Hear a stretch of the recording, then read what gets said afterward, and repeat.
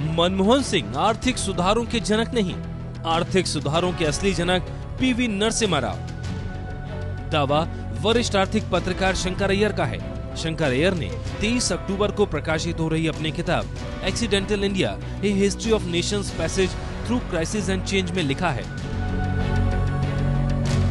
उस समय के वित्त मंत्री मनमोहन सिंह को 1991 में हुए आर्थिक सुधारों का श्रेय देना गलत है।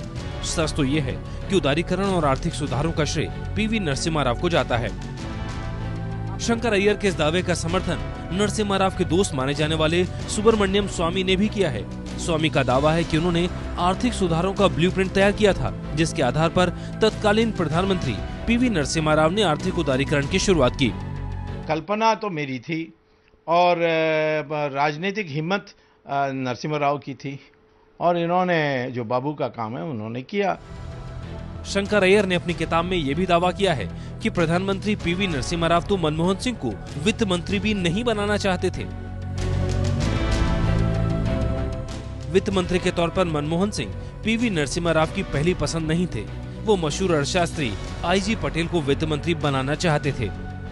जहां पॉलिटिकल क्वेश्चंस आते थे कैसे क्रियान्वित करनी है, उसके लिए मनमोहन सिंह के कोई पूछता ही नहीं था, क्योंकि वो जानता भी नहीं था और वो दुखी भी बहुत जल्दी हो जाता था।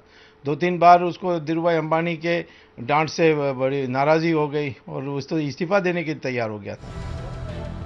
शंकर अय्यर ने अपनी किताब में दावा किया है कि 1991 में आर्थिक सुधारों की शुरुआत कोई सोची समझी नीति के साथ नहीं की गई थी।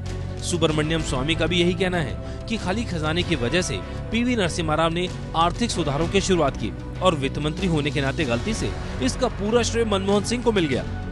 तो मीडिया उस समय पागल थी और उन्होंने नाम नरसिम्हा राव को देने चाहते थे, मुझे, क्योंकि सोनिया गांधी चिढ़ती थी उस बात पर, तो इसीलिए उन्होंने क्रेडिट सारा मनमोहन सिंह को दिया। ये वास्तविकता है।